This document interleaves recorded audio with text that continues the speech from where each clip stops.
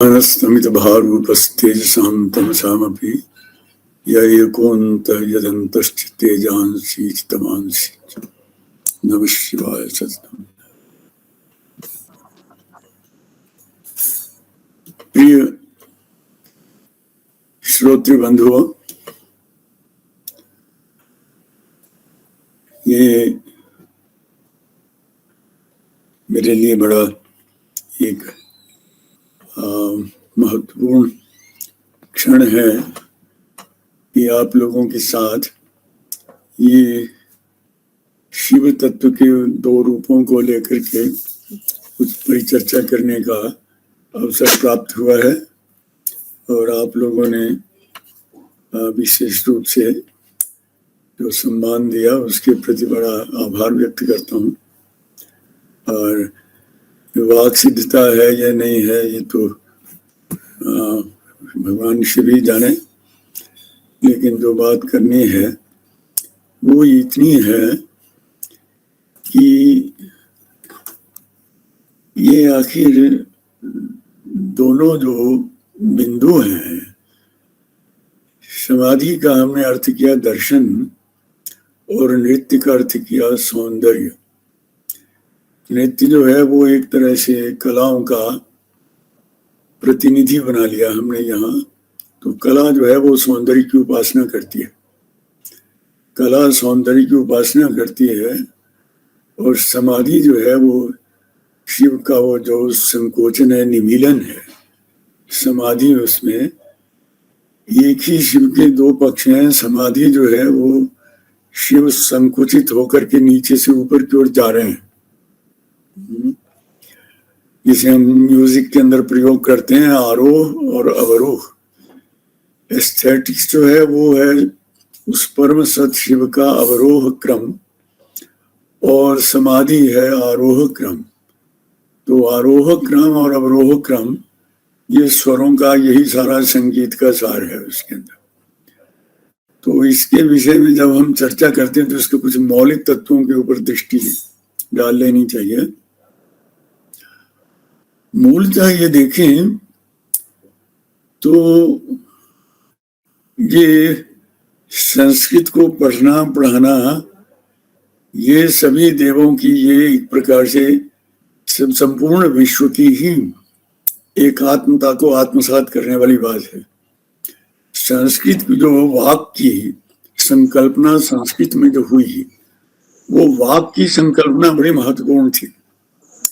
श्रुति में ही वागेव विश्वा भुवनानि यज्ञ करके जब कहा गया कि ये सारे भुवन जो हैं उस वाक से ही उत्पन्न हुए हैं। अब ये वाक को बाद में परवर्ती लोगों ने शब्दों को, क्योंकि उसमें जो विस्तार होता है तो विस्तार के अंदर फिर नए नए शब्द आने लगते हैं। कोई शब्द ब्रह्म आ गया व्याकरणों का, कहीं पर उसमें अक्षर ब्रह्म आ गया, कहीं तो नाद ब्रह्म आ गया, नाद ब्रह्म जागे, जैसे ऐसे वो विस्तार होने लगा। लेकिन जो मौलिक शब्द था वो था वागेव विश्वा भुवनानि यज्ञ। वाग वही परमम ब्रह्म, वाक ही परम ब्रह्म है। तो वाक का ये जो आरंभ में ही जो वाक की प्रतिष्ठा श्रुति ने कर दी हमारे भीतर, निगम और आगम दोनों में ही वाक की प्रतिष्ठा हो गई। और वाक की इस प्रतिष्ठा का आगे जाकर के जो उद्घाटन होने लगा और उद्घाटन होने लगा तो उसमें दार्शनिक भी उत्पन्न हुए और आचार्य भी उत्पन्न हुए। दार्शनिकों से मैं आचार्य को थोड़ा अलग कर रहा हूँ। आचार्य जो है वो आचिनोति च शास्त्रार्थम आचार्य स्थापयत भी स्वयमप्याचरेद्यस्तु स आचार्य इति रीतः। वो फूलों को जैसे चुनता है, आचिनोति च शास्त्रार्थम, वो शास्त्र के अर्थों का जैसे माली फूल चुनता है ऐसे ही शास्त्रों के फूल का चयन करता। आचिनोति च शास्त्रार्थम आचार्य स्थापयत भी। दूसरा फिर उसको कहा कि वो जो शास्त्र को पढ़ता है वो आचार में स्थापित होता है, आचार करने की प्रक्रिया में स्थापित होता है। और स्वयं भी जो आचरण करता है, स्वयं भी तदनुसार ही जीता है, वो आचार्य है। तो इस प्रकार से जो ऋषि प्रतिभा में वाक का जो स्वरूप आया था वो क्रमशः विस्तृत होते होते अवतरण की प्रक्रिया के अंदर आचार्यों में और दार्शनिकों में बट गया। इसलिए आचार्य अभिनव गुप्त के गुरु थे भट्टतौत, और भट्टतौत ने भी उस वाक तत्व को लेकर के, तो आप देखेंगे कि एक निरंतर धारा चली आ रही है। उस निरंतर धारा में कुछ मोड़ आ रहे हैं, कुछ उसने उसकी एक अपनी लीला है धारा की।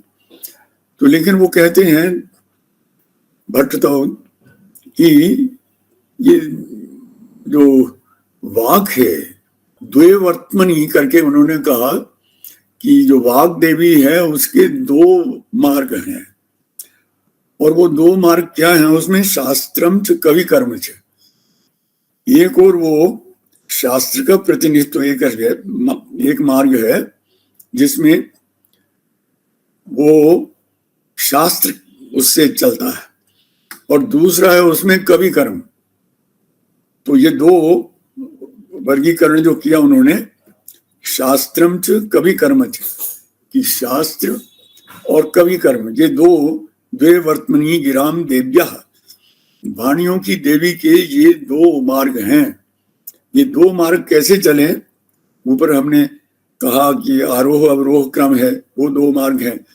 अब यहां पर वो कहते हैं कि नहीं, इसको इस ढंग से लीजिए कि वो शास्त्रम च कवि कर्म च, शास्त्र जो है वो शब्द फिलॉसफी के लिए ही प्रयुक्त हुआ है। शास्त्र का अर्थ यहाँ पर दर्शन ही है, क्योंकि आगे उसको स्पष्ट करते हैं प्रज्ञोपज्ञम तयोराद्यम। उन दोनों मार्गों में से जो प्रज्ञा का मार्ग है, जो प्रज्ञा का मार्ग है, फिलॉसफी का मार्ग है, वो फिलॉसफी का मार्ग क्या है कि फिलॉसफी के मार्ग, दर्शन के मार्ग पर, भारतीय दर्शन जिसे हम कहें, फिलॉसफी कहें ना कहें, लेकिन उसमें जो दर्शन जब कहते हैं तो उसमें साथ में ध्यान आता है कि ऋषि दर्शनाथ, ऋषि जो है वो दर्शन क्रिया से ही उसका नाम ऋषि पड़ा। नान ऋषि कवि रित्युक्तम, लेकिन ये भी साथ में जोड़ दिया कि जो ऋषि नहीं है वो कवि नहीं है, और जो कवि नहीं है वो ऋषि नहीं है। तो इसलिए ऋषि और कवि दोनों मार्गों का अन्वय भी किया है, लेकिन उनको अलग करके भी दिखाया है। तो कहते हैं कि प्रज्ञोपज्ञम तयोराद्यम, तो जो शास्त्र कर्म है वो प्रज्ञोपज्ञ है, उसमें प्रज्ञा का उन्मेष होता है। प्रज्ञा क्या है कि वो दार्शनिकों की, ऋषियों की जो त्रैकालिकी दृष्टि है उसका नाम है प्रज्ञा। बुद्ध भी प्रज्ञा की ओर बढ़े, बुद्ध को भी प्रज्ञा के लिए कहा जाता है कि उनकी प्रज्ञा पारमिता, प्रज्ञा की बात आती है कि पारमिता पारम विनोती थी, पारमिता प्रज्ञा, तो जो पार तक मेजर कर सकती है ऐसी प्रज्ञा। तो यहाँ पर जो हमारे यहाँ उसका उदाहरण दिया गया, वो दिया कि वो प्रज्ञा क्या है, त्रैकालिकी प्रज्ञा है। बुद्धिस्ट तात्कालिकी ज्ञेया, वो त्रैकालिकी ज्ञेया, तीनों कालों का जो साक्षात्कार करती है। तो दूसरा कहा, दूसरा मार्ग जो है कवि मार्ग जो है, उसमें क्या है, अंतिमम प्रतिभोद्भवम, जो दूसरा मार्ग है कवि कर्म का मार्ग है, वो प्रतिभा से उत्पन्न होने वाला है, वो प्रतिभा का प्रतिनिधित्व करता है। तो दो धाराएं हमारे यहाँ, अगर सांस्कृतिक चेतना को समझना हो तो इन दो धाराओं के बीच में आप देखेंगे सारा जो भारतीय समाज है वो इन दो धाराओं के अंदर सिमट के आ जाता है, और आपको अन्यति नजर आने लगेगी कि एक और प्रज्ञा और दूसरी तरफ प्रतिभा। तो प्रज्ञा और प्रतिभा दोनों में अंतर है तो अंतर है, लेकिन अद्वैत है तो अद्वैत भी है। तो दोनों, ये हम लोगों को मूलतः विचार करने की आदत पड़ जाती है कि या तो हम अत्यंत भेद करके देखना चाहते हैं, या उस भेद की उपेक्षा, या उस भेद को हम अद्वैत बिल्कुल उसका विलय कर देना चाहते हैं। तो एक एक्सट्रीम में जाने के कारण दृष्टियों में अन्वय की संभावना लुप्त हो जाती है। इसलिए वहां कहते हैं कि देखिए प्रज्ञा जो है, त्रैकालिकी प्रज्ञा जो है, उसमें भी हम लोग अग्रसर किधर को होते हैं, टाइमलेसनेस की तरफ बढ़ते हैं, वो उसमें कालातीत की ओर जाना चाहते हैं। और दूसरी तरफ जो प्रतिभा है वो इमेजिनेटिव पावर ऑफ टाइमलेसनेस, वो उसकी अभिव्यंजना करती है, वो उसका साक्षात्कार करती है। इसलिए कवि जो है वो अपनी प्रतिभा से, वो भी नवनवोन्मेषशालिनी प्रतिभा जो है वो भी त्रैकालिकी प्रज्ञा से किसी प्रकार से कम नहीं है, और बल्कि व्यवहारिकता की दृष्टि से देखें तो वो ज्यादा एक आम ह्यूमन बीइंग के अनुकूल बैठ जाती है। तो इसलिए इस वाक तत्व में से इसकी महिमा को जब तंत्र और आगमिक ट्रेडिशन के अंदर, पंचस्तवी के अंदर कहा गया, शब्दानाम जननी तुमत्र भुवने वाग्वादिनी तुच्छ से, शब्दों की मातृका तुम, वाग्वादिनी तुम्हें जो कहते हैं, तत्तः केशव वासव प्रभृतो प्याविर्भवन्ति ध्रुवम, ये केशव है, इंद्र है, वरुण है, ये सब शब्द जो है ये सब देवता शब्द रूप में ही तुम्हारे भीतर से प्रकट होते हैं। तत्तः केशव वासव प्रभृति है, वासव इंद्र को कहें, केशव विष्णु, वासव प्रभृति आविर्भवन्ति, वो सब तुम्हारे से ही आविर्भूत है। लीयन्ते खलु यत्र कल्प विरमे ब्रह्मादेस्तेप्यमि, और फिर कल्पांत होने पर, युग के समाप्ति के होने पर वो तेरे में ही सिमट के चले जाते हैं। सातम काचिद चिंत रूप गरिमा शक्ति पराज्ञे से, ऐसी तुम पराशक्ति हो। अब ये पराशक्ति को आचार्य लोग कहते हैं कि इसी में से ही, इस वाक तत्व में से ही शिव का आविर्भाव होता है, इसी में से शक्ति का आविर्भाव होता है। तो प्रज्ञा की दृष्टि से हम विभाजन करें तो दार्शनिक लोग जो हैं वो प्रज्ञा के मार्ग के ऊपर चल करके अग्रसर होते हैं, और दूसरी तरफ जो एस्थेटिक सौंदर्यवादी दृष्टिकोण को लेकर के चलते हैं तो वो प्रतिभा के मार्ग से अग्रसर होते हैं। इसलिए ये दोनों मार्गों की ओर अग्रसर होने वाले लोगों का समन्वय जो है वो हमारी यहाँ एक उपासना और साधना पद्धति के अंदर, कि हमने प्रज्ञा की उपासना की, प्रज्ञावानों ने उन कवियों की उपासना की, कवियों से जो इमेजिनेटिव पावर जो है उसकी, वो जो शक्ति है, प्रतिभा जो है, वो शिव का ही एक प्रकार से प्रभाव, प्रकाश है, विमर्श है। और उस विमर्श के माध्यम से तो क्या है कि एक और प्रज्ञा जो है वो बुद्धि तात्कालिकी गया, बुद्धि का जो पर्यवसान है, परम उत्कर्ष है, वो प्रज्ञा में परिणत हुआ। और दूसरी तरफ जो प्रतिभा है उसका उत्कर्ष जो है वो सौंदर्य दृष्टि थी, उसका उन्मेष जो है वो जाकर के प्रतिभा के अंदर वो पूरी तरह से हो गया है। इसलिए ये दोनों बातों को अगर आप समझें तो कवि जो थे, कवियों का और ऋषियों का ये जो वेद है, श्रुति है, श्रुति के मार्ग में जो कुछ भी कहा गया उसमें से दार्शनिक भी उदय हो रहे थे, दार्शनिकों के साथ विज्ञान भी उदय हो रहा था, प्रज्ञानम ब्रह्म, आज्ञानम ब्रह्म, ये सभी उसमें से चल रहे थे। तो शिव का जो उन्मेष है वो प्रकाश का उन्मेष, वो प्रकाश का उन्मेष और विमर्श का उदय, ये दोनों ही बातें जो हैं इस वाक तत्व से ही आविर्भूत होती हुई हमें नजर आती है। क्योंकि शिव जो है वो एक, जिसे वो कहते हैं कि वर्णेभ्यो धातवस्यु, शिव जो है वो एक ऐसी चेतना, जिस चेतना ने एक आकार ग्रहण कर लिया है, हम उसको शिव को एक आकार देकर के समझने का प्रयास करते हैं। और दूसरा ये करते हैं हम कि वो परलोक में ही केवल मात्र शिव का जो है इस अलौकिक रूप जो है लोक से भिन्न है, तो उसे एक प्रकार से तंत्र ने, आगमों ने इस बात के ऊपर लेकर के बात की कि शिव जो है वो एक प्रकार से उनमें एक उनका लोकोत्तर वो है, लोकोत्तरता है, और दूसरे में कहा कि वो लौकिकता है।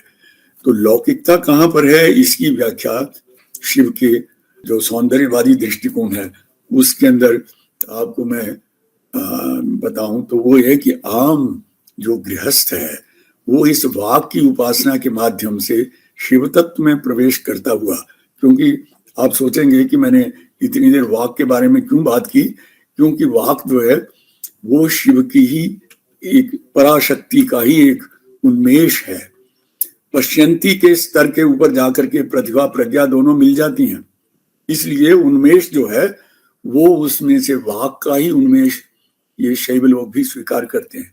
इसलिए नीचे से लेकर के नृत्यावसाने नटराज राजो ननाद ढक्काम नव पंचवारम, जब नृत्य का अवसान हुआ तो नृत्य के अवसान में वो नटराज शिव ने ननाद ढक्काम नव पंचवारम 14 बार उन्होंने ढक्का बजाई, अपना वो डमरू बजाया या ढक्का। तो उसमें से वो 14 बार बजाने से उद्धर तो काम सनकादि ऋषान, तो उसका सनकादि ऋषियों ने उसे उद्धृत, उसमें से जो शिव सूत्र जालम, 14 शिव सूत्रों का, ये हमारी जो वर्णमाला है जो 14 शिव सूत्रों में समाहित है, जो आप बोलते हैं, जो आपको बोलना आया, ये 14 शिव सूत्र जो के होंगे, ये सारा सूत्र जाल जो है वहीं से उदय हुआ। इसलिए ये सारे का सारा शिव से उदय होता है वाक, और वाक में से उदय होते हैं शिव। इसलिए वाक के द्वारा ही उपासना करते हैं आप, नाम से उपासना करते हैं, शब्द से उपासना करते हैं। तो लेकिन शब्द जो है वो बिना रूप के नहीं होता है, इसलिए शब्द जो है वो रूप की संरचना करता है। तो उसने जो रूप की संरचना की तो उससे लोक चला, क्योंकि शिव ही लोक है, शिव ही वो लोकोत्तर है। लोक भी है साइमल्टेनियसली, लोकोत्तर भी है। लोकोत्तर जो है आप साइमल्टेनियसली आप, मैं भी हूं और शिव भी हूं, ये दोनों बातों का अन्वय जो है उसको घटित करने का प्रयास शैव लोग करते हैं। इसलिए वो लोकोत्तर का और अलौकिकता के साथ कोई विरोध नहीं देखते हैं। वो उसे जब नहीं देखते हैं तो फिर उससे वो इस प्रकार की जो सौंदर्य चेतना है उसमें वो कहते हैं कि भगवान शिव जो है वो देवी को नित्य सिखा रहे हैं। देवी नर्तयता स्वभक्त मूर्जे नाम भोदर ध्वानी ना, तो देवी को नृत्य सिखा रहे हैं। अब ये उसमें नृत्य सिखाने की प्रक्रिया का वर्णन करता है जो हमारा सौंदर्यवादी कवि है, वो करता है एवं धारय देवी बाहु युगलम। शिव कह रहे हैं कि ये देवी अपने बाहु युगल को, बाहों को दोनों को जरा ऐसे ठीक से रखो, नृत्य के अंदर ये मुद्रा बनाओ, ऐसे बनाओ। एवं धारय देवी बाहु युगलम एवं कुरुष्वांगिकम। 4 प्रकार का अभिनय होता है, एक्टिंग के 4 प्रकार माने गए हैं नाट्यशास्त्र में। तो ऐसे आंगिक अभिनय जो है, अपने अंगों का इस प्रकार से अभिनय करो, ऐसे नहीं ऐसे करो, ये उसे सिखा रहे हैं। एवं धारय देवी बाहु युगलम एवं कुरुष्वांगिकम, ऐसे तुम आंगिक अभिनय इस प्रकार से करो। तो मातुच्च नम, बहुत ऊंचे मत उठो, थोड़ा झुक के मातुच्च नम। कुंचिताग्र चरणम, अपने अगले पैर को जरा पीछे को सिकोड़ो। कुंचयाग्र चरणम, अपने अग्र चरण को जरा पीछे करो। कुंचयाग्र चरणम, एक जैसे मास्टर, एक उस्ताद जैसे अपने शिष्य को सिखा रहा होता है, तो उसमें गुरु में भी आप शिवत्व का साक्षात्कार करते हैं और शिष्य में भी जो उसको लर्न कर रहा है उसमें भी शिवत्व का आविर्भाव आप देख पाते हैं। मात्युच्चरणम कुंचयाग्र चरणम माम पश्यतावस्थितम, मैं तुम्हारे सामने खड़ा हूं, आंखें जरा मेरी तरफ करो, ऐसे देखो, इस ढंग से देखो। तो फिर कहता है देवीम नर्तयतः, देवी को इस तरह से नृत्य कराते हुए, नृत्य सिखाते हुए, स्वभक्त मुर्जाम भोग। ये संस्कृत के कवियों की आप दृष्टि को जरा देखेंगे तो आश्चर्य करेंगे। तो कहते हैं कि इस प्रकार से देवीम नर्तयतः स्वभक्त मुर्जे नाम भोदर ध्वानी ना, अम्भोदर की गड़गड़ाहट, जो बादल की गड़गड़ाहट होती है, ऐसी गड़गड़ाहट अपने मुख रूपी मुरज जो वाद्य है उससे निकालते हुए शिव की जो लंबित लय, लय कैसे है? धा लंबित लय छेदाह दास तालिका। वो शिव की ऐसी जो तालिकाएं हैं, नृत्य करते समय ताली बजा के उसको कह रहे हैं कि देखो इस लय में पैर उठाओ, इस लय में हाथ उठाओ, इस लय में। तो बीच में जो गैप आ रहे हैं और गैप के बाद जो तालियां बज रही हैं शिव के हाथों से, वो तालियां आपकी रक्षा कर। तो ये उसमें जो ये शिव की तालिकाएं, अब आपने शिव को केवल मात्र देखना, निर्गुण निराकार कुछ भी नहीं है, जो बिल्कुल ऐसे है, ऐसे देखना है। या शिव को नृत्य के अंदर देखना है, चित्र के अंदर देखना है, आपने भव्य मंदिर के अंदर वास्तु में देखना है, मूर्ति में देखना है। मूर्ति में कभी कभी जो मूर्तिकार है वो अपने भीतर के शिव को पत्थर के अंदर टंकी की छीनी से काटते काटते वो ऐसे उतार देता है कि आप वहां पर आपकी समाधि लग जाती है। सौंदर्य से समाधि में आप चले गए। आपने कहीं उन आंखों को देखा हो किसी मूर्ति के अंदर। मैंने बचपन में सुना था, कृष्ण का एक प्रतिमा थी, उस कृष्ण प्रतिमा को एक बंगाली लड़की ने उसके सामने खड़ी हो गई और वो बंगाली लड़की की आंखें इतनी सुंदर थी और भावुक थी कि वो मूर्ति जो थी वो मूर्ति चल पड़ी। तो तब से उन मंदिर के लोगों ने बीच में पर्दा करना शुरू कर दिया कि नहीं भाई, ये बस झांकी एक सेकंड के लिए देंगे, मूर्ति को खुला नहीं रखेंगे। अब इस तरह की उस समय ये एक कल्पित कथा होगी या जो भी होगा। मैंने बहुत बचपन में 9-10 साल की उम्र में ऐसा सुना और देखा था। तो वो नेत्र, उन नेत्रों की मुद्रा, इसलिए तंत्र और आगम में मुद्राओं का बड़ा महत्व है। तो शिव जो है उनको नृत्य की जो मुद्राएं सिखा रहे हैं, वहां शिवत्व मुझे देखना चाहिए। या मैं एक ऐसी व्यक्ति की तरह कह दूं कि ये सब मिथ्या है, मोह है, माया है, फेंको इसको, ये क्या है? तो वहां पर वो कहता नहीं, गुरु यो मानुषिम, गुरु में मानुष बुद्धि नहीं करनी होती है। प्रतिमासु शिलामतिम, प्रतिमा में पत्थर की बुद्धि नहीं करनी होती है। मंत्रेष्वक्षर बुद्धिम, मंत्रों में अक्षर की बुद्धि नहीं करनी होती है। जो ऐसा करता है निरयम ब्रजेत, वो निश्चय ही नरक में जाएगा। अब आगम तंत्र का जो शिव है, आगम किसकी वाणी से निकले? वो कहते हैं कि स्वयं शिव ने इसका आदेश किया है। एस्थेटिक्स का किसने उपदेश किया है? शिव ने ही उपदेश किया एस्थेटिक्स का। और शिव ही जब संकोचन में समाधि में चले जाते हैं तो फिर वो समाधि के अंदर शिव का जो स्वरूप आप देखते हैं, तो उसके अंदर कालिदास को आप देख लीजिए, जिसके वो 2 चित्र तो ऐसे मार्मिक हैं। आप देखेंगे कि आप लोग वर्षों वर्ष ध्यान करते रहें और वो बात साफ नहीं होती, लेकिन प्रतिभा का जब उन्मेष होता है तो कालिदास उस इमेजिनेटिव पावर से कैसे उसको अनुभव को ले आते हैं, अपने साथ साथ साक्षात्कार करके ले आते हैं। तो वहां वो कहते हैं अवृष्टि संरंभ विवाम्बुवाहम अपामिवाधारम अनुत्तरंगम। और अपाम अवृष्टि संरंभम विवाम्बुवाहम, बरसने से पहले का जैसे काला बादल बरसने से पहले बिल्कुल भरा हुआ स्थिर हो जाता है बिल्कुल। तो शिव की पूर्णता समाधि इस प्रकार की थी। अपामिवाधारम, दूसरा कहा, दूसरी उपमा लाए, अपामिवाधारम अनुत्तरंगम, जलों का आधार क्या है? समुद्र। जैसे बिल्कुल तरंग रहित समुद्र हो, भरा हुआ समुद्र, ऐसे शिव को देखा कामदेव ने। काम ने ऐसे शिव को देखा। अंतश्चराणाम मरुताम निरोधात, अंदर में घूमने वाले जितने 10 प्राण जो भी वायु हैं, 5 प्राण 10 प्राण, उस सभी प्राणों के निरोध हो जाने से कैसा देखा कि जैसे बड़े निर्वात स्थान में कोई दिए की लौ जल रही होती है, कि जैसे मंदिर में लौ दिए की, मंदिर में दिए की लौ, ऐसे शिव को समाधि में बैठे देखा। फिर कहते हैं कि इतना ही नहीं, आगे थोड़ा सा समाधि में जाना है तो समाधि का रस तो ले लो। समाधि लगे ना लगे, लेकिन समाधि का रस प्रतिभा लेना जानती है।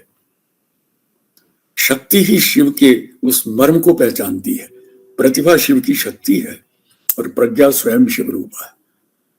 तो प्रतिभा से प्रज्ञा का उन्मेष होता है और प्रज्ञा से प्रतिभा का उन्मेष होता है। इसलिए ऋषि और कवि का अंतर जो है हमने मिटा दिया, ज्यादा अंतर नहीं किया हमने उसके अंदर। तो कपाल नेत्रांतर लब्ध मार्गे ज्योति प्ररोहे रुदिते शिरस्ता मृणाल सूत्राधिक सौकुमार्याम बालस्य लक्ष्मी ग्लपयंत मिंदो। कैसा अद्भुत कपाल नेत्रांतर लब्ध मार्गे। भीतर से जैसे आप जौ उगाते हैं ना नवरात्र में अपने कुंड में, तो जौ के जैसे प्रथम अंकुर निकलते हैं, ऐसे ही कपाल के नेत्रों के अंदर से ज्योति के प्ररोह उदय हो रहे हैं। और ज्योति के प्ररोह कैसे हैं? वो प्ररोह माने अंकुर। ज्योति के अंकुर जो हैं वो कैसे प्रकाश मस्तक के अंदर, आप बताइए, ये कंप्यूटर से या किसी एक्सरे से या किस चीज से हम बताएं इस बात को कि वो ज्योति के प्ररोह कैसे थे? कपाल नेत्रांतर, कपाल के अंदर जो नेत्र हैं, नेत्रों का जो कपाल अंदर का स्ट्रक्चर है, उस इनर स्ट्रक्चर से बाहर की ओर ब्रह्मरंध्र की ओर उठ रहे लब्ध मार्गे, जिन्होंने रास्ता ढूंढ लिया है अपना। ज्योति प्ररोह रुदिते शिरस्ता, सिर से उठते हुए वो जो ज्योति के अंकुर हैं, वो कैसे अंकुर हैं? मृणाल सूत्राधिक सौकुमार्याम, भें के तोड़ने से जो अंदर से वो तार निकलते हैं उसमें सूक्ष्म तंतु, उससे भी अधिक कोमल। बालस्य लक्ष्मी क्लपयंत मिंदो, बालक जो चंद्रमा है, उदय होता हुआ चंद्रमा, उसकी भी धारा, उसकी भी रश्मियों को लज्जित कर देने वाले वो प्रकाश के अंकुर मस्तक के अंदर ज्योतित हो रहे हैं, प्रकाशित हो रहे हैं। नाउ दिस इज समाधि।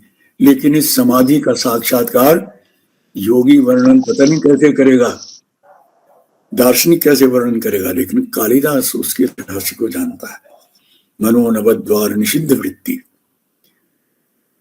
सारी 9 दरवाजों पर, और मन का निरोध समाधि जिसको रखा है हमने, ये उसमें निरोध समाधि है कि चित्त भी बिल्कुल निरुद्ध है, इंद्रियां भी निरुद्ध है, सभी निरुद्ध।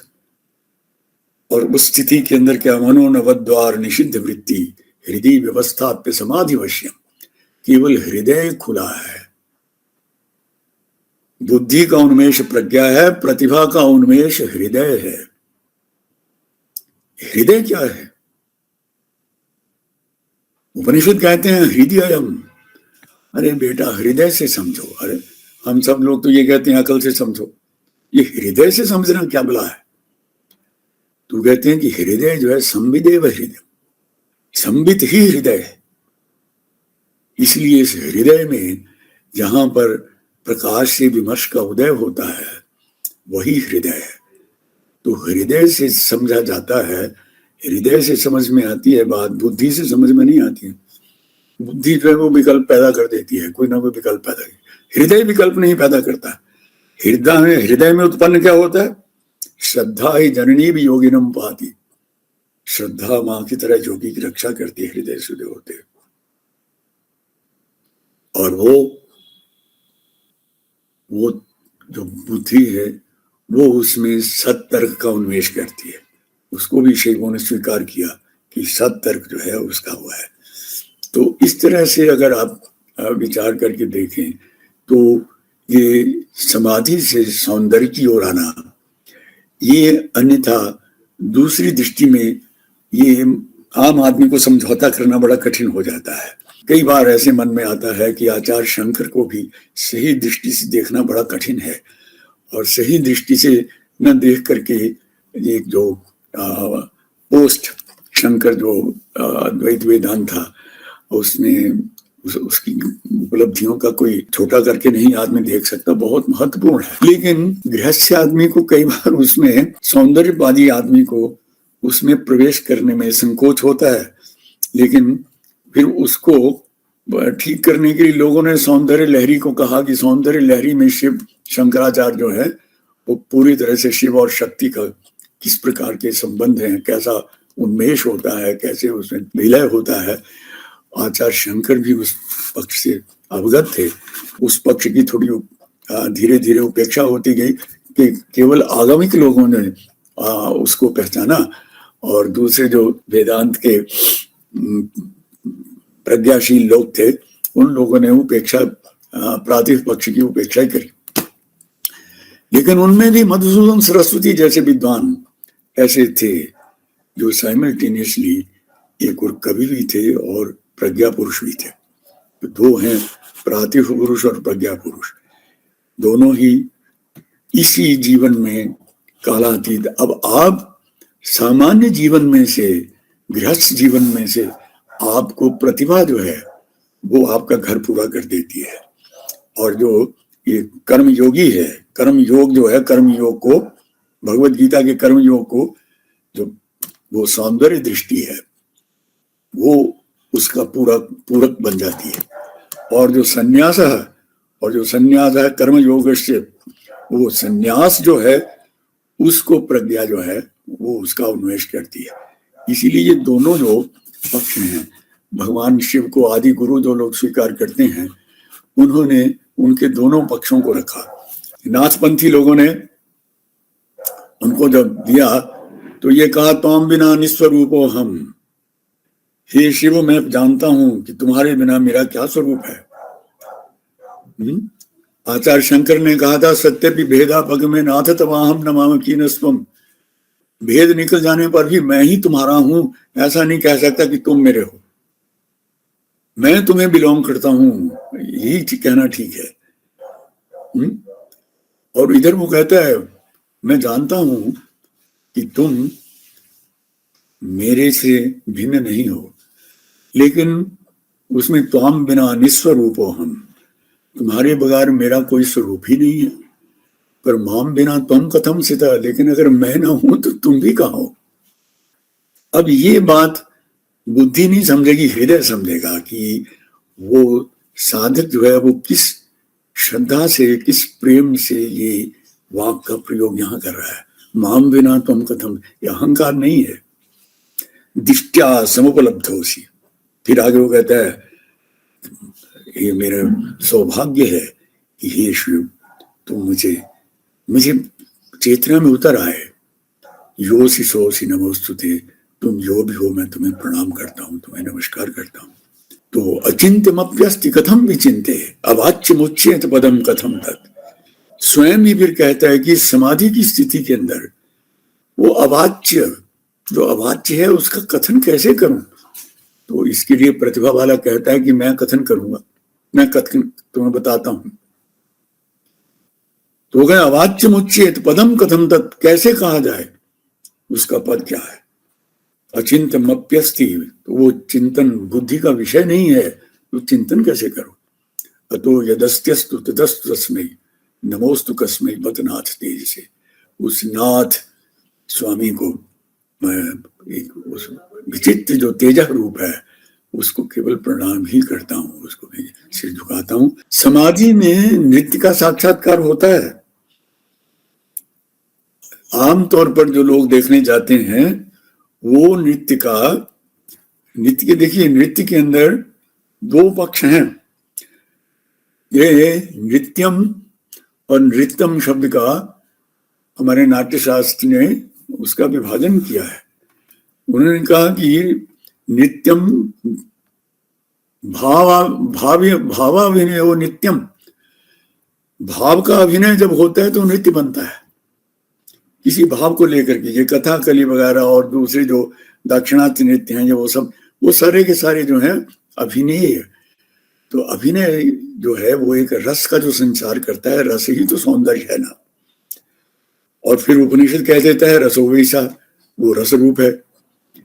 श्रुति में वो मूल में चले जाएं यजुर्वेद के अंदर तो वो कह देते हैं कि देखिए जो रस अपाम रसस्य जो रसा, वो पानियों के रस का भी जो रस है, भाई को कौन सा रस है भाई, अपाम रसस्य जो रसा तस्य भाजयते हना, यो वह शिवतमो रस है, तुम्हारा जो शिवतम रस है। अब ये शिवतम रस आप जरा सोच लीजिए कहाँ से मिलेगा। ये समाधि से मिलेगा। समाधि से तब मिलेगा जब समाधिस्थ होकर के आप फिल्म देख रहे हैं, आप उसको शिव के नृत्य को देख रहे हैं। शिव का नृत्य जो है वो भावाभिनय नहीं है, इसलिए उसको नृत्य नहीं कहा जाता है। कई कवियों ने उसका अंतर नहीं किया है तो वो दूसरी बात है, लेकिन नृत्य जो है वो पार्वती का है, विमर्श का नृत्य है। शिव का नृत्य जो है उसको कहा नृत्यम ताल लय आश्रितम। नृत्य जो है वो ताल और लय के ऊपर ही बेस्ड है। उसमें आप देखेंगे कि जो कभी वाद्यों को इंस्ट्रूमेंट में जाएं तो अभिनव गुप्त वगैरह शैव लोग जो थे, ये वाद्यों के साथ बड़ा संबंध इनका घनिष्ठ था और मानते थे कि ये मनुष्य का शरीर जो है ये भी एक वाद्य है। और इस वाद्य के अंदर जो संगीत पैदा होता है उसके नाद के साक्षात्कार की बड़ी लंबी चौड़ी बातें की, समाधि के अंदर, प्रतिभा के अंदर, प्रज्ञा के अंदर सब। तो वो जो नृत्य और नृत्य का हम कर रहे थे कि ताल लय आश्रितम, उसमें आप म्यूजिक में देखें तो जब कोई आदमी सितार बजाएगा, वीणा वादन करेगा या कुछ करेगा तो उसमें भावाभिनय होगा। इस बात को ध्यान में रखिए कि जब आप जो वाद्य जो है आप बजाएंगे तो उस वाद्य के अंदर एक सुर के लगते ही भावाभिनय होगा, भाव का अभिनय होगा। लेकिन जब मृदंग, मुरज या नद्ध वाद्य जो चरम वाद्य है उसको जब आप बजाते हैं तो उसमें सिर्फ लय ही प्रबल होती है। वो स्पंदन जो है, उसका स्पंदन ही, वो धड़कन जो है, धड़कन ही आपको मोहित करती है। उसमें कोई शब्द नहीं होता है, उसके साथ भाव का भाव नहीं होता है, बल्कि वो गति है, उसका जो चित्र, उसका नृत्य जो है। इसलिए शिव जब नर्तन करते हैं तो आप देखें तो कभी जंगल में नाचते हुए मोर को देखा होगा तो आप उसमें देख सकते हैं कि मोर जो है वो भावाभिनय नहीं करता है। बादल आया और गर्जन सुने और गर्जन सुने, शिखंडी के का नवमेघ शब्दे, शिखंडी के का नवमेघ, नवमेघ का जैसे गर्जन हुआ तो वो उठ करके खड़ा हो जाता है उसमें। तो भेकाली कंठाश्च नवाम्बु बाते, जब नया बरसात का पानी गिरता है तो मेंढक जो है अपना म्यूजिक शुरू कर देते हैं।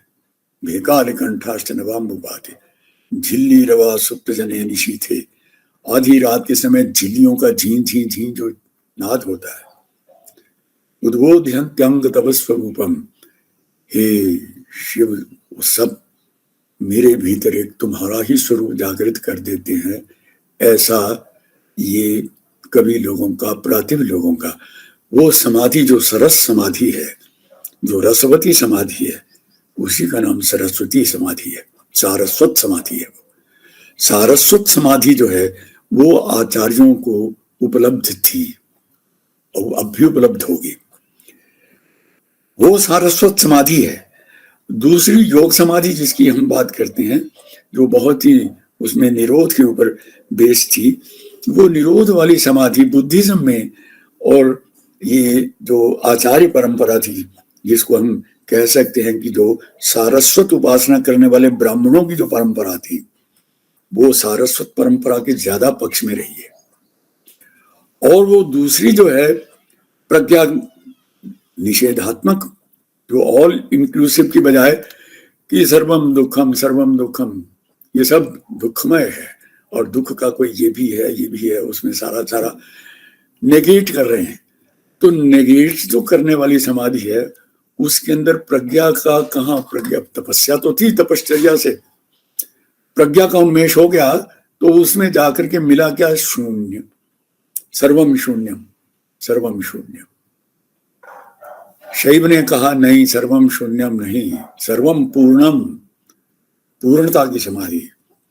पूर्णात् पूर्णमुदच्यते पूर्णस्य पूर्णमादाय पूर्णमेवावशिष्यते, ये पूर्णता है। जीवन जो है कि संपूर्णता के साथ जियो यार, ये पूर्णता के साथ जीना जो है यही जीना है।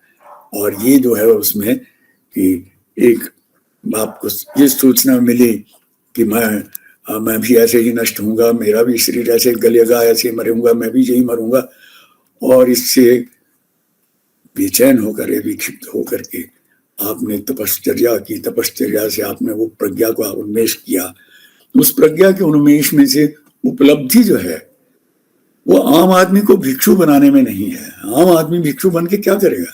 ये जो प्रज्ञा पुरुष, हमारे जो प्रातिभ पुरुषों के जो चेतना थी, वो उस समाधि से थोड़ा अलग हटी। शैवों ने वो शिवत्व के अंदर आकर के जो बुद्ध की प्रज्ञा थी उसको स्वीकार करते हुए अपना जो उन्मेष उसके अंदर डाला, तो वो प्रज्ञा और प्रतिभा का शास्त्रों के अंदर, उसी से हमारा सौंदर्य शास्त्र, दुनिया के सभी सौंदर्य शास्त्रों में अगर आप उसमें ये कश्मीर के ही आचार्यों को ले लें, केवल वहां ये जो शिवाचार्य रहे हैं, जो मम्मट और उद्भट और जट के सब लोगों ने क्या क्या उन्होंने उसके अंदर सौंदर्य के अंदर अलौकिक तक रस की संचार के विषय में जो लिखा है, वो सारा ही आपको समाधि में रस लाने का प्रयास, रस में समाधि, बिना समाधिस्थ हुए। क्योंकि मैं रवि शर्मा हूँ, बहुत बहुत दंडवत प्रणाम करता हूँ, साष्टांग प्रणाम करता हूँ। जैसे शंकराचार्य के लिए लोग करते हैं ना, उस तरह आपकी प्रतिभा बहुत अद्भुत है।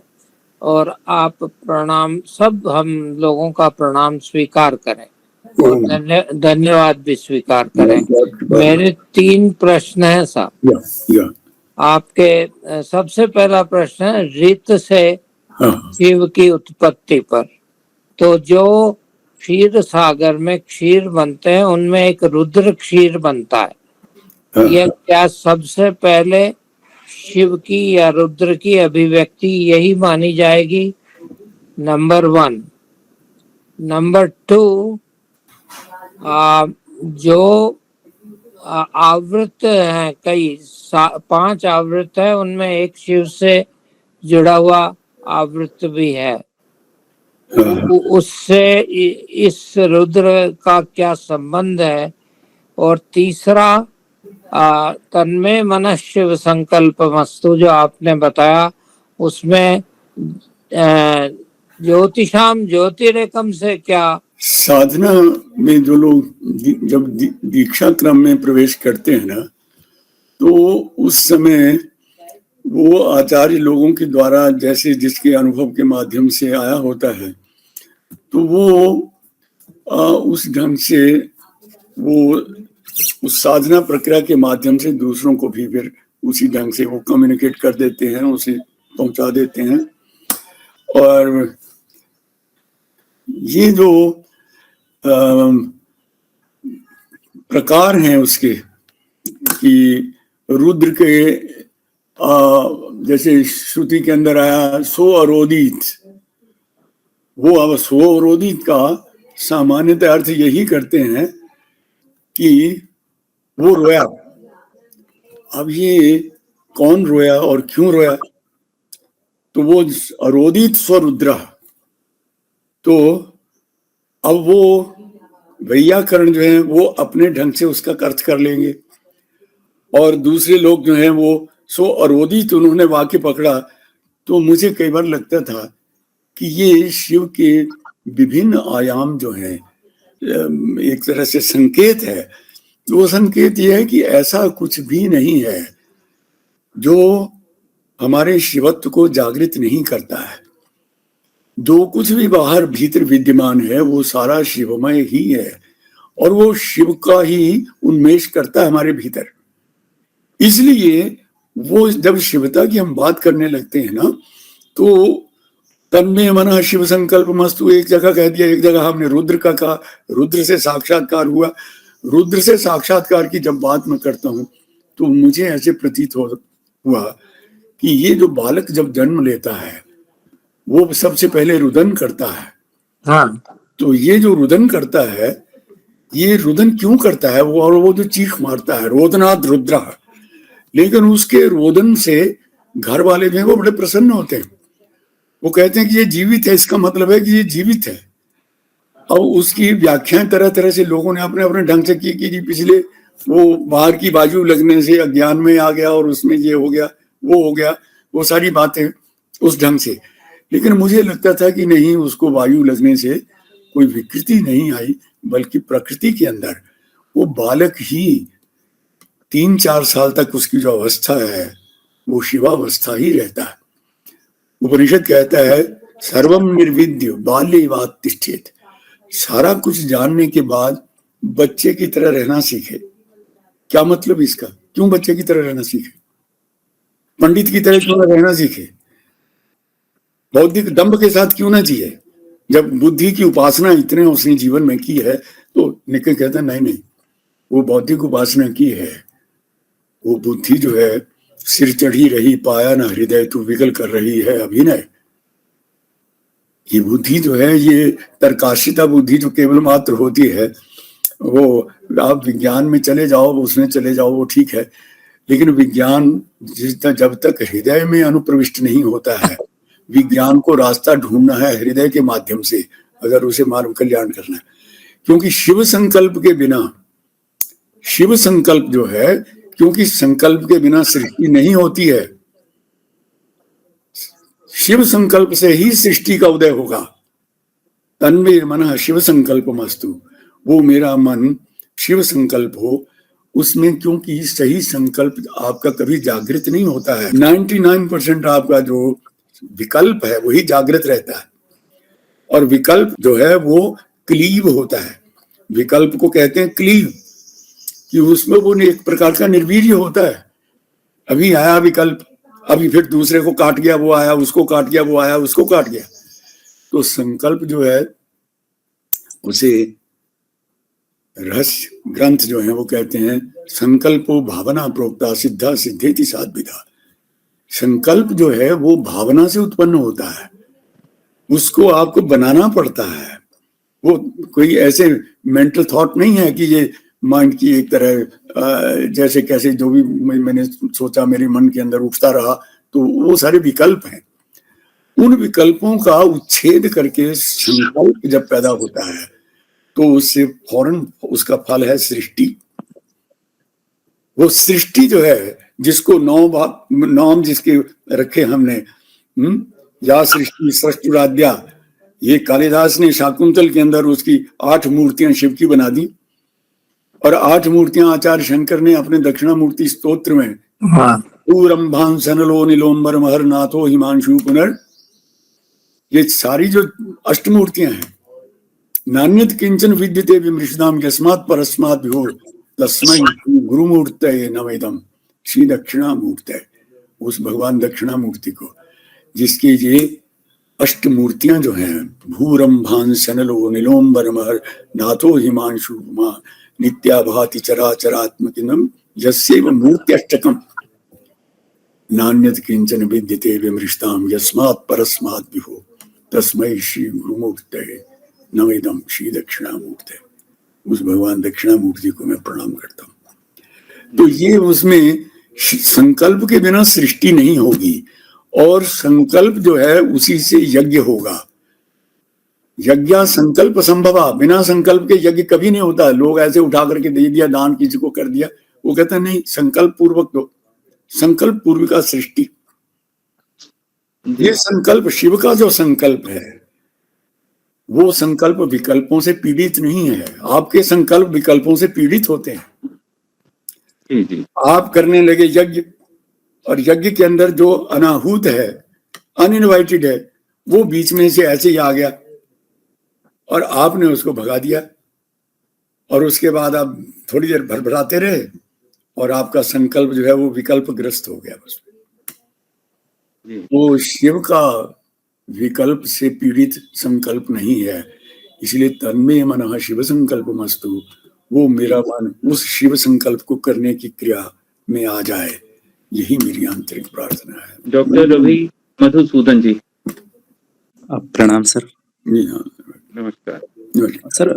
मेरा ये प्रश्न है कि जैसे संस्कृतज्ञ है या यूं है कि कवि लोग जो हैं एक एक चीज को जो सूत्रबद्ध करते हैं, जैसे कालिदास ने सूत्रबद्ध किया है मंगलाचरणों में या अन्य अन्य जगहों पे, तो वो केवल और केवल ऐसा है सर कि वो अपने भाव को ऐसे सूत्रबद्ध में कर रहे हैं जो जब तक वो बुद्धि नहीं खुलेगी तब तक वो उस चीज को पता ही नहीं चल पाएगी। मुझे ऐसा लगता है।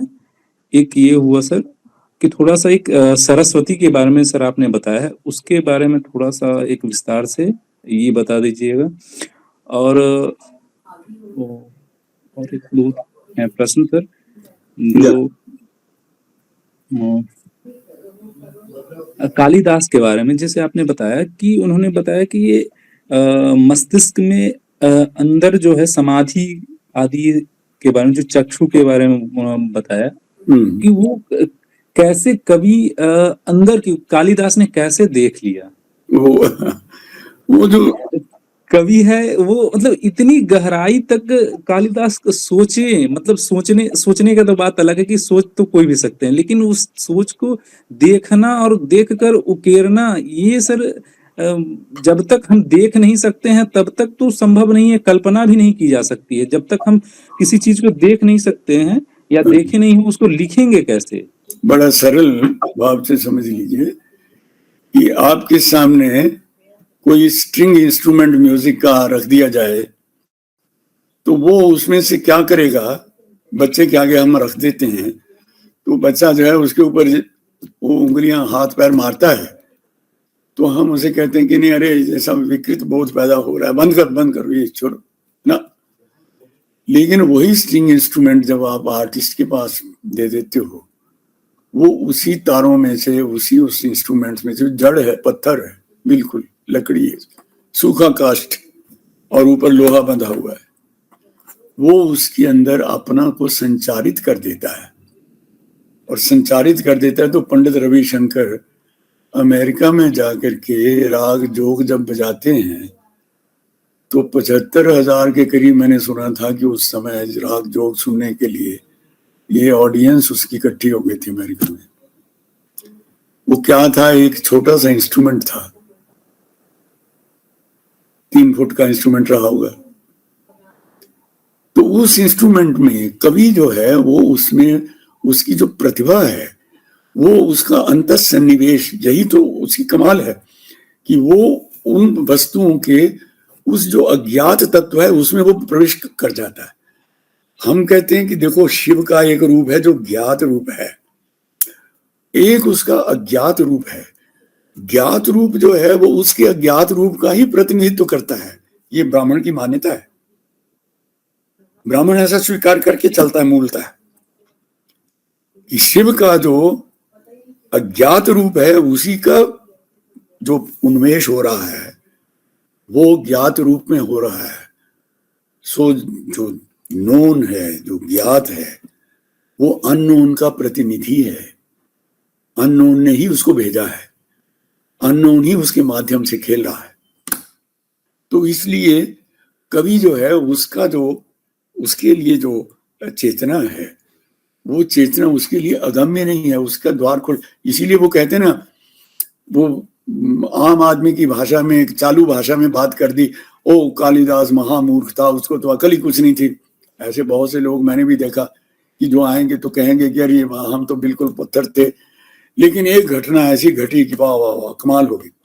अब वो क्या घटना घटी कि कालिदास ने कहा कि मामा क्या कर रहा है, काली ने कहा ये ले तेरे को मैंने प्रतिभा प्रदान कर दी, तुम्हारे भीतर प्रतिभा प्रातिभ हो गया। तो प्रातिभम मह, इसलिए उसने कहा, मह का अर्थ होता है दिव्य तेज, महस जिसे कहते हैं, भूर्भुवः स्वः मह, जो महस है वो तेज है। तो उसने कहा प्रातिभम मह, ज्योतिषाम प्रातिभम मह। एक ज्योतियां जो अपने इंद्रियों से गम्य है, एक ज्योति वो है जो इंद्रिय गम्य नहीं है, वो ज्योतियों के, ज्योतिषाम ज्योति, जो ज्योतियों की भी ज्योति है, वो कहीं उसके पीछे है। उसके जाने के लिए हम आगे की आंखें बंद करते हैं और तीसरा चक्षु खोलने की कोशिश करते हैं, क्योंकि जो तीसरा नेत्र है, यस्मिन् नीशद विकटित मुकुले काल जज्वा जुहा, भगवान शंकर की भवभूति चित्र देते हैं। पक्षमाली पिंगलिम्न कणेव तड़िताम यस्य कृष्ण समूह। दुनिया भर के जितने बादलों की बिजलियां हैं, उन बिजलियों की जो चमक है वो उन पलकों की एक अंश मात्र भी नहीं है। यस्मिन् नीशत् विघटित मुकुले, यस्मिन् ब्रह्मांडमीशत विघटित मुकुले, वो चक्षु, तीसरा चक्षु जो था शिव का, जैसे ही खुला तो सारा ब्रह्मांड एक लड्डू की तरह उसके अंदर आहुति बन गया। जरा सा वो चक्षु खुला तो वो सारे का सारा सिमट गया। बाहर का जगत जो था संकोचन में हो गया, संहार हो गया, सब संहार समाधि। काल जज्वा दुहार, काल जज्वा ने जरा भी लेटने की प्रतीक्षा कर रहा था, जरा सा वो तीसरा नेत्र खुला और उसने सारा ब्रह्मांड ही उसमें आहुति दे दी। अर्चिर निष्टप्त चूड़ा, और जिनके तीसरे नेत्र की उस अग्नि से सिर के चंद्रमा पिघलने लगा, और पिघलने से पानी के जो अलग, गंगा की धारा तो अलग जा रही थी, लेकिन चंद्रमा की धारा जो थी वो भी पिघल गई, वो पिघलने लगी, उसमें से पानी जो अमृत चूने लगा।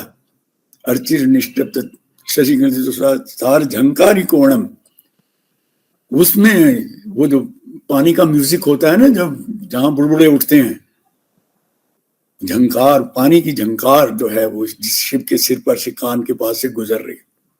तारती कंपुरारी तद्वत मदन प्लोषणम लोचनम, वो कामदेव को प्लोषण झुलसा देने वाला जो तीसरा चक्षु है, वो तीसरा चक्षु आप लोगों की रक्षा करे, ये भभूति कहते हैं। मैं सुनाऊं तो आप बड़ा आश्चर्य करेंगे।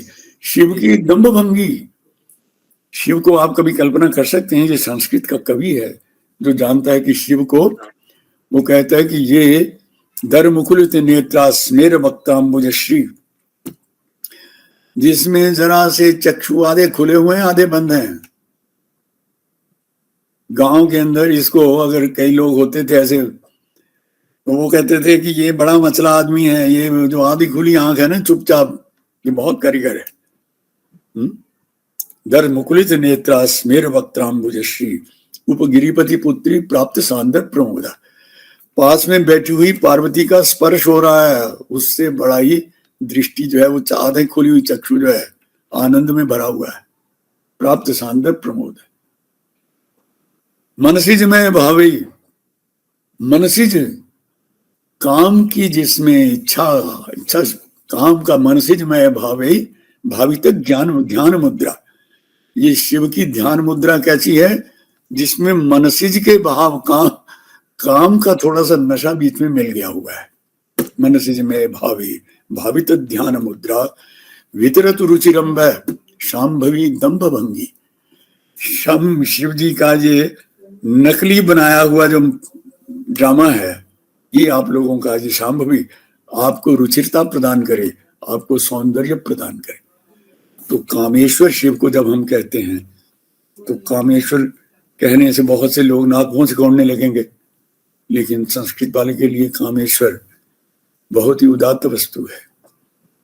वो संकल्प, सृष्टि का संकल्प है, मूल संकल्प है। कामस्तदग्रे समवर्ततादि मनसो रेत प्रथमम यदासीत, वही तो मन का पहला बीज था, वहीं से तो सारी सृष्टि आई। वो काम जो था वो सूर्य की तरह पहले, वही तो अंधकार में प्रकाशित हुआ। जो शिव के जो 14 सूत्र वहां से डमरू से निकले, उसका मतलब तार्किक पक्ष क्या है? क्योंकि जो सूत्र होते हैं मेरे विचार से वो या तो लॉजिकल होने चाहिए, या वो फिजिकल लेवल पे जो फोनीम्स होते हैं उनको, साउंड को कंबाइंड करके वो फिजिकल लेवल पे वो होने चाहिए। तो एक तो ये है मेरा, क्योंकि जो हम पाणिनि कंप्यूटर की बात भी कर रहे हैं, तो ये कहीं ना कहीं वो शिव सूत्रों पे बात जाएगी और वहां हम फिर फंस जाएंगे यदि सूत्र नहीं हुआ। और थोड़ा सा मेरा ये कि मैं यहाँ पे ये मानता हूँ कि यहाँ एक बड़ा प्लेटफॉर्म है, और मेरा तो ये राय है कि हम एक म्यूजिक डिपार्टमेंट में या संस्कृत में एक ये जो सूत्र है इनका फिजिकल बेस, इसका साइंटिफिक बेस करके कोर्स शुरू करें। क्योंकि जब तक वो सूत्र साइंटिफिक लेवल पे नहीं मिलेगी, उसको साइंटिफिक कम्युनिटी नहीं मानेगी। एक तो ये क्वेश्चन है। दूसरा ये है कि जो शिव का जो शेप है, क्या वो राजा राम रवि वर्मा ने पेंट किया है या किसी को उसके दिव्य दर्शन हुए? तीसरा मेरा लास्ट क्वेश्चन है कि जो यहाँ पे बहुत सारे शिव भक्त है, कहीं ना कहीं हम कटघरे पे खड़े हैं, क्योंकि जो शिव को के नाम पे जो नशा होता है, शिवरात्रि को नशा होता है, तो वो क्या समाधि भंग का भंग बना दिया गया है, हम इसका प्रतिकार क्यों नहीं कर पा रहे? कहीं ना कहीं हम खुद ही कटघरे में, और ये जिम्मेदारी शिव भक्तों की सबसे पहले बनती है। आज इस्लाम के लिए जो आयतें गलत है उनके लिए हम टारगेट करते हैं, पर हमारी कहीं ना कहीं अपनी कमी है, हम वहाँ चुप क्यों हो जाते हैं? मेरी ये रिक्वेस्ट है कि एक पीडीएफ आप सर्कुलेट करें और उसको फैलाया जाएगा अनेक ग्रुप में, फिर हमारे को यहाँ थोड़ा भक्ति का थोड़ा एक दूसरा रूप अपनाना पड़ेगा। धन्यवाद जी, ठीक। नो, आपका वक्तव्य बड़ा सार्थक है। आपका पहला प्रश्न क्या था? वो था कि ये जो शिव सूत्र हैं इनका वैज्ञानिक आधार क्या है? वैज्ञानिकता इनकी समझनी बहुत आवश्यक है, तभी वो साइंस के उसमें साइंटिस्ट उसको एक्सेप्ट कर पाएंगे। ये एक आवश्यक प्रश्न है। तो वैज्ञानिक विज्ञान के साथ उसको आप जोड़ने का प्रयास करें, लेकिन दिक्कत उसमें ये होती है कि एक समाधि की स्थिति में जब आपको साक्षात्कार जो होता है, वो साक्षात्कार कुछ इस प्रकार का रहता है कि जिसके बाहर आते आते उसके साथ कुछ थोड़ा सा आदमी का एक जो सेंटिमेंटल इमोशनल वो चार्ज वो भी जुड़ जाता है।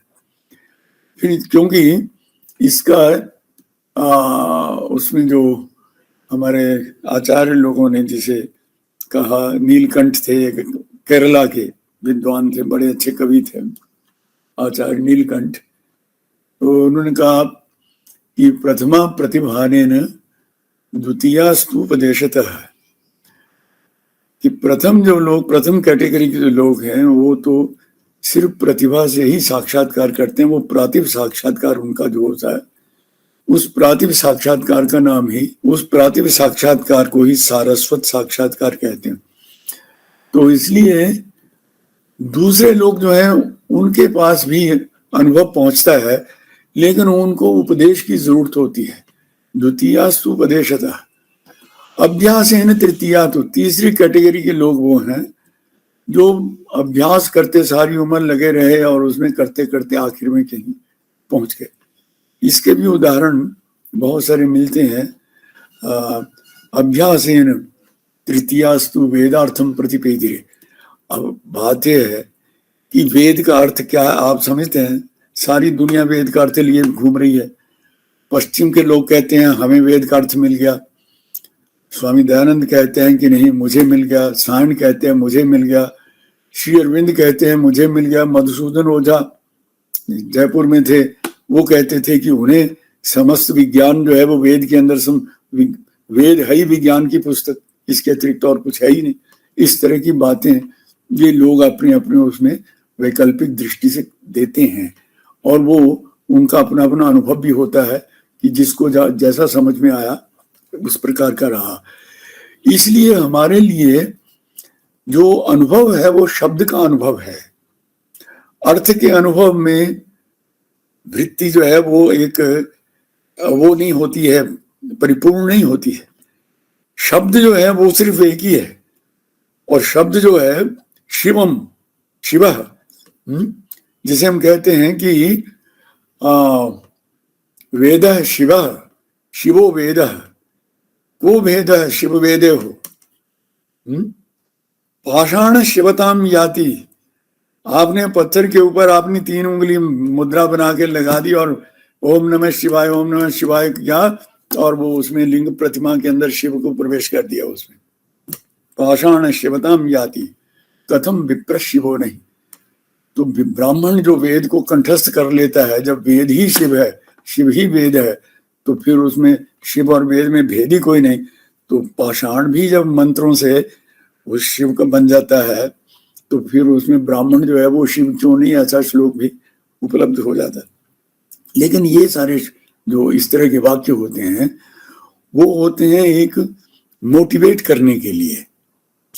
उसमें जो हम जोड़ते हैं कि ये जो मुझे कई बार ऐसे लगता है कि ये मनुष्य का सारा शरीर ही मृदंग की तरह है, जिसका ऊपर का भाग जो है वो एक उसमें जिसे कहते हैं कि वो मृदंग का जो पतला भाग है वो है, और नीचे का भाग जो है वो मृदंग का दूसरा भाग है। अब वो अभिव्यक्त आपने करना है अपने को, क्योंकि उन शब्द, उन अक्षरों का अर्थ की बजाय उनमें लय प्रधान है। आप जब लय देखेंगे तो कभी कभी आप देखिए कि बरसते हुए बादल को देखेंगे तो आपको बरसते हुए बादल में लय दिखाई देगी, एक लय के साथ बारिश बरसता है। कभी कभी जब बहुत बरसता है तो हम कहते हैं जय शंभू, जय शिव। और जब बहुत ही बरसने लगता था तो पंजाब में लोग कहते थे कि जय शिव शंभू, तोड़ कोठे लगा तंबू। वो घर ही टूट जाते थे, लोगों के कच्चे घर होते थे और तो टेंट लगाना पड़ जाता था, इतनी भयंकर बारिश होती थी।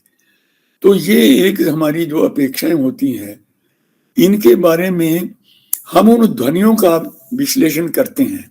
मैंने एक बार पढ़ा था कल्याण अंक में, बहुत बाल्यावस्था की बात है, तो उसमें मुझे ध्यान है कि किसी जर्मन संस्कृत विद्वान ने एक प्रयोग किया था। उसने सारे जो वर्णमाला जो थी, जो 14 सूत्र हैं, इन 14 सूत्रों को जिसने भी ये काम किया है उसने उसमें जो लय पैदा की है वो उसको डमरू बना देती है। वो उसको डमरू, शायद डमरू ना बना सके, लेकिन वो उसको डमरू बना देती है, क्योंकि जो लय है उसकी ऐ उण री लिख ए योम है, गण खप छट चट तब कपय शक, वो बिल्कुल आपके मृदंग के बोलों के साथ मेल खाने लगती है। तो ये जो चतुर्दश सूत्र हैं और 14 भुवन हैं, 14 संख्या हैं, 14 जो तिथियां हैं, बाकी तो लय हो जाता है उसमें आके। अब वो चतुर्दश संख्या को लेकर के 14 सूत्रों का जो क्रम हुआ, वो जिसने इस प्रकार से सूत्रों का जिसके अंदर से भी स्फुरण हुआ, इसको हमारे यहाँ बनाना नहीं कहते, ये कहते कि मेरे भीतर से स्फुरण हुआ। जैसे म्यूजिक है, कभी कभी कोई राग आपको जानते ही नहीं, आपको पता ही नहीं कि मेरे भीतर से राग का स्फुरण हुआ, तो वो स्फुरता है ये। तो उस स्फुरता को आप डमरू से कंपेयर कर लें, मृदंग से कर लें, लेकिन उसमें जो लय है, प्रामुख्य जो है, मेरे बच्चों को, हमारे पौत्र पौत्री हैं, उनको मैंने ऐसे कभी सुना दिया तो उनको कंठस्थ हो गए, वो 14 सूत्र पढ़ते हैं तो उनको वो एंजॉय करते हैं, उनको मीनिंग का कोई पता नहीं, लेकिन वो उसमें ध्वनि का जो है, तो वो ध्वनि के लिए शिव के आगे त्रिशूल के साथ डमरू बांध दिया जाता है कि क्यों, वो डमरू शिव का है। बांसुरी कृष्ण की है, वीणा सरस्वती की है, तो डमरू शिव का है। शिव का डमरू जो है वो नृत्य प्रधान है। आप ये देखें, इस बात को छोड़ें कि विज्ञान क्या कहता है, विज्ञान जो करता है वो करे। विज्ञान अपनी दिशा में जा रहा है, वो ठीक है, लेकिन हमें जिस हृदय की मैं बात कह रहा था, उस हृदय को, पक्ष को आप देखें तो ये वाक जो है, हमारी वाक की जो निधि है जी, ये अवैज्ञानिक नहीं है, लेकिन ये विज्ञान के अधीन नहीं है। जी, ये वैज्ञानिक है, लेकिन ये विज्ञान के अधीन नहीं है। विज्ञान संस्कृत के शब्दों का आप अगर वो करने लगेंगे तो आपको सारा विज्ञान ही नीचे आएगा। पाणिनि के सूत्रों ने जो विज्ञान, जो आप वैज्ञानिक उससे हैरान है पश्चिम के, कि 2500 पिछले 2500 वर्ष में भी ये पाणिनि के सूत्रों का मुकाबले में कोई व्याकरण हम क्यों नहीं रच सके। किसी भाषा का ऐसा व्याकरण नहीं रचा जा सका जैसा अष्टाध्यायी के अंदर आया। जी। एक उनका जो प्रश्न था आखिरी, कि ये जो इसके साथ मादक पदार्थों का सेवन है, इस लोग अपनी सुविधा के हिसाब से कर तो लेते हैं, लेकिन वो आप देखो ना, उसमें ये है कि शिव के जो भक्त हैं, अब उसमें मैं गारंटी, ये तो नहीं कि मैं ही शिव का भक्त हूं क्योंकि मैं शिव को समझता हूँ। शिव के जो हमने ये कहा कि ये जो दरवाजे पर नाथपंथी के दरवाजे पर नाथ जो है वो बड़े अद्वैतवादी शैवाइट्स हैं। ये ज्ञानेश्वर महाराज महाराष्ट्र के थे, तो वो एक जगह उनका जरा दर्शन भी सुन लो। वो अपने अमृतानुभव छोटी सी पुस्तक है, उसके आगे कहते हैं सार्धम कस्यच केनार्धम शिवयो समरूपिणो, शिवयो समरूपिणो सार्धम केन कस्यार्धम। समरूप जो शिव हैं, शिव शिवा हैं, शिव और शक्ति हैं, मुझे यही नहीं समझ में आ रहा कि कौन किसके गले लगा हुआ है। शिव शक्ति के गले लगे हुए हैं कि शक्ति शिव के गले लगी हुई है। ऐसा अद्वैत है। शिवयो समरूपिणो ज्ञातुम न शक्यते लग्नम इति द्वैत छलान मुहु। ये बात कहता है, नहीं समझ में आ रही। वो जबरदस्ती अद्वैत के अंदर द्वैत का छल पैदा कर दिया है शिव ने, रसमय बनाने के लिए। बिना द्वैत के अद्वैत तो आप खुला आकाश जैसा हो जाएगा, बीच में ना बादल आए ना कुछ आए, कुछ भी नहीं, शून्य आकाश, शून्यता में चला जाएगा। कहता नहीं, ज्ञातुम न शक्यते लग्नम इति द्वैत छलान मुहु। वो दो जो हैं वो कहते हैं अद्वैतम आत्मनस्तत्वम। अरे शिव की ओर से आवाज आती है कोहम, उधर से आता सोहम सोहम कोहम। क्या है उसमें? अद्वैतम आत्मनस्तत्वम बोधयन्तौ परस्परम। दोनों ही एक साथ बोल रहे हैं कि हम दोनों ही एक रूप हैं। Diarchy of the two united souls, diarchy of the two united soul जो है उसकी बात चर्चा करते हैं। अद्वैतम आत्मनस्तत्वम बोधयन्तौ परस्परम वंदे तो जगताम आद्यौ तत्वाभिपत्ते। उन्हीं के तत्व को प्राप्त करने के लिए वो कालिदास से भी आगे बढ़ जाता है ज्ञानेश्वर महाराज। कालिदास ने कहा था वागर्था भी संपृक्त वागर्थ प्रतिपत्ते, और वो ज्यादा रोचक बन गया ये मंगलाचरण ज्ञानेश्वर का। अद्वैतम आत्मनस्तत्वम बोधयन्तौ परस्परम वंदे तो जगताम आद्यौ। वो जगत का जो आदि है, दोनों कारण है, तयोस् तत्वाभिपत्ते, उन्हीं की तत्व को अभिपन्न करने के लिए मैं उनको। तो ये उसमें जो स्थिति है ना, उसको हम मादक पदार्थों का सेवन करते हैं। पदार्थों का सेवन जो है वो सिर्फ इसलिए कि आम आदमी नशे में रह नहीं सकता, आम आदमी तो अनुभव में जा नहीं पाता है, तो वो उसमें से एक शॉर्टकट ढूंढता है जो गलत है। वो अभ्यास में जाने की अपेक्षा, अभ्यास में जाने में वो थकान है उसको, वो उस तरह से थोड़ा सा मादक पदार्थ लेकर के वो सोचता है कि मैं कर लूं। वो लोग मैंने देखा कि बड़े बड़े पढ़े लिखे लोग भी, ये बनारस में दूसरे लोग, वो भांग का बड़ा सा गोला मुंह में आप खा लेते हैं। हम लोग कहते थे कि नहीं ये क्या अनर्थ कर रहे हो यार तुम्हें मादक पदार्थ से। तो वो कहते नहीं इसका नाम है विजया, भांग का नाम है विजया।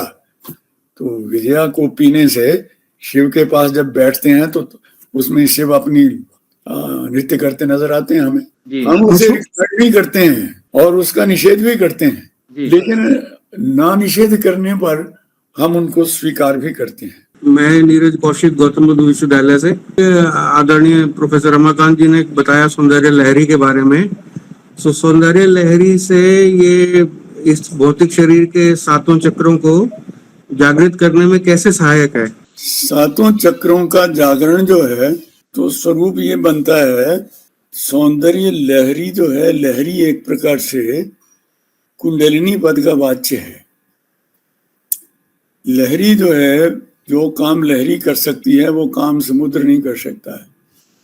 जो काम प्रकाश धरती पर आने वाली धूप कर सकती है, सूरज यहाँ आकर के नहीं कर सकता है।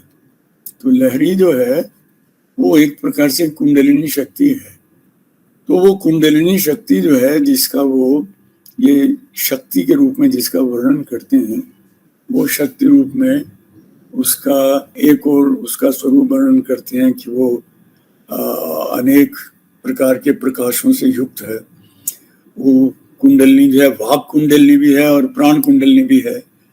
तो प्राणाख्या कुंडलिनी जगदिदमखिलम प्राणितम, ये प्राण नाम प्राण कुंडलिनी है, ये प्राण कुंडलनी आपकी ये जागृत जब होती है, याम जिसको प्राप्त करके बड़े बड़े योगी लोग जो हैं वो धन्य हो जाते हैं, और याम ज्ञात्वा भगावतु, और जिसको बिना जाने जो लोग रहते हैं जीवन में, वो सिर्फ पशु स्तर के ऊपर ही जीते रहते हैं। तो सौंदर्य लहरी में जो लहरी पद का प्रयोग किया है ना, उसमें वो लहरी का स्वभाव जो है वो एक प्रकार से वो सर्पणी का ही एक आकृति बनती है वो कुंडलनी। इसलिए वो जैसे उसका आरोहण होता है, निज भवन निवासा दुच्चरंती विलासी, वो कुंडलिनी शक्ति अपने भवन से जब ऊपर की ओर आरूढ़ होती है, उच्चरंती विलासी, जब ऊपर की ओर जाती है, पति पति कमलानी, तो वो रास्ते में जितने जो षट चक्र कमल हैं उनको कमल भी कहते हैं, चक्रों को। तो वो जो कमल है जिस जिसमें वो अनुप्रवेश करती जाती है वो खुलता जाता है चक्र। और फिर वो शिव सदन निवासा दीपे दात्म तेज, और ऊपर पहुंच करके वो अपना पूर्ण प्रकाश शिव सदन में, क्योंकि शिव उसका सौभाग्य है, तो इसलिए वहां जाकर के वो पूर्ण प्रकाश सारे पिंड के अंदर ही ब्रह्मांड का दर्शन करा देती है उसमें। तो सौंदर्य लहरी में आप वाक कुंडलिनी जो है उसको अगर आप समझें कि शब्द जो है वो किस प्रकार से ऊपर की ओर उठता है। शब्द जो है ओम के हम जो अनुनाद करते हैं, ओम का अनुनाद जो म्यूजिशियंस थे ये लोग बराबर, ये आद्यो जाप्य तमार्थ वाचकता है रूढ़ स्वर पंचमा। पंचम स्वर क्या है आपका? रूढ़ स्वर सर्वोत्कृष्ट तमार्थ वाचकता, वर्ण पवर्णांत का है। महाविभूति सहतस्त्वाधार हृदगतो, आप नीचे आकार से आप अपने मूलाधार के नाभि के नीचे से आप ध्वनि को उत्पन्न करने का सीखिए प्रक्रिया क्या है। और म्यूजिशियन जो हैं वो अपनी गमकों के अंदर इसको सीखने मारने की कोशिश करते हैं। तो आधार गो हृदगता, आधार चक्र से हृदय चक्र में कहता सीधे आप आए, और उस हृदय चक्र से भ्रू मध्य स्थिति प्रणवताती है गीते भागमयी। हे माँ, ये तुम्हारी भ्रू मध्य स्थित हृदय चक्र से फिर सीधे आज्ञा चक्र में आ गया, विशुद्धि छोड़ दिया। तो भ्रू मध्य स्थिति इत्यत प्रणवता, इससे तुम्हें प्रणव जो है ओंकार को तुम्हारा रूप माना जाता है, क्योंकि नीचे से लेकर के मूलाधार से लेकर के ये तुम नाद रूप में जब उठती हो, तो नाद रूप में उठ करके तुम सीधे ही आज्ञा चक्र को पार करते हुए, तो वो सभी चक्रों का जो उन्मेष है वो शक्ति कुंडलिनी शक्ति के माध्यम से ही होता है। ऐसा ये लक्ष्मीधरा की टीका और 9-10 टीकाएं हैं, गोपाल सुंदरी है, डिंडिम है, और 10-12 टीकाएं हैं इस तरह की। वो सभी ने सौंदर्य लहरी का जो रहस्योद्घाटन किया है आचार्य शंकर की, और आचार्य शंकर के सभी उसमें पीठों के अंदर जो श्री चक्र की उपासना है वो सारी कुंडलिनी योग की उपासना है पूरी। समाधि का उल्लेख जिस तरह से खाली शब्द के रूप में हुआ है योग दर्शन में, और जिस तरह से उसका वर्णन हुआ है उपनिषद साहित्य तथा योग वाशिष्ठ में, इसमें और जैसे समाज को समझाया पढ़ाया जाता है, इन सब के आधार पे आप शिव की समाधि को किस श्रेणी में रखेंगे? शिव समाधि को हमने देखो ना शुरू में जो बात कही कि निर्विकल्प समाधि है। निर्विकल्प समाधि का जो अगर पातंजल योग की दृष्टि से कहें तो वो उसे कहेंगे असंप्रज्ञात का जो विराम प्रत्याभ्यास पूर्व संस्कार शेषोन्या, विराम प्रत्यय है जहां पर, तो या तो उसे असंप्रज्ञात में रखेंगे, और क्योंकि कालातीत की बात हमने बराबर की है कि टाइमलेसनेस के अंदर, संप्रज्ञात में तो टाइमलेस में नहीं आती है, तो काल के अंदर ही होगा, कहीं ना कोई आलंबन है कोई ना कोई। ये एक निरालंब समाधि आप इसे कह सकते हैं। ये निरालंब समाधि जो है वो शिव की समाधि है। तो वो निरालंब समाधि पतंजलि योग में उसे आप असंप्रज्ञात कह सकते हैं, और असंप्रज्ञात का भी बड़ा एडवांस रूप जिसमें वो कहता है कि ईश्वरता के समकक्ष हो जाता है व्यक्ति। पतंजलि योग में भी ईश्वरता के समकक्ष होकर के और फिर ईश्वरता को भी पर वैराग्य से छोड़ देता है, ऐसी स्थिति। तो शिवता की वो समाधि को वो एक तरह की निर्लंब है, और उसमें वो बार बार कालिदास कहते हैं आत्मन आत्मान अवलोके अंतम। और अब बड़ा विलक्षण है स्वामी जी, आप अगर देखें कि मृच्छकटिकम नाटक का कवि शूद्रक माना जाता है, तो शूद्र कवि द्वारा रचित मृच्छक नाटक जो है 10 प्रकरण नाटक है, और उस नाटक में एक गणिका का एक जे श्रेष्ठी पुत्र से एक वैश्य जो दरिद्र हो चुका है चारुदत्त, तो उसके साथ उसके सारा रोमांस की कथा है, और फुहर पने की भी हद वहां पर की एक घटिया। लेकिन आरंभ में जो पीठ में श्लोक रखा जाता है वो है शिव की पूर्ण समाधि। समाधि में से वो नाटक निकलता है मृच्छकटिकम। स्रोत क्या बन रखा आपने, बीज कहाँ रखा, बीज समाधि है। पर्यंक ग्रंथि बंध द्विगुणित भुजगाश्लेष संबीत जानो, ये पहले इसका अर्थ आशुतोष ने शायद बताया था। अंत प्राणावरोध व्यपगत करण ज्ञान रुद्धेन्द्रिय, शिव के ज्ञान रुद्धेन्द्रिय। आत्मन्यात्मानमेवं,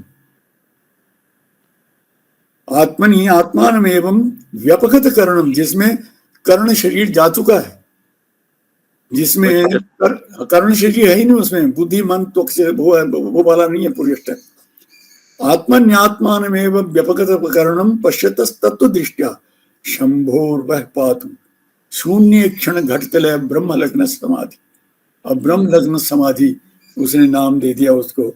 उसने ना असंप्रज्ञात कहा, ना अबला निरालंब कहा बौद्धों की, क्योंकि निरालंब कहने पर बौद्ध समाधियां बनने का चक्कर पड़ता है। तो ब्रह्म लग्न समाधि। तो आज की इस चर्चा को हम यहीं विश्राम देते हैं। आप सबका बहुत बहुत आभार, बहुत बहुत धन्यवाद जुड़ने के लिए और इस सारे कार्यक्रम में प्रतिभागी।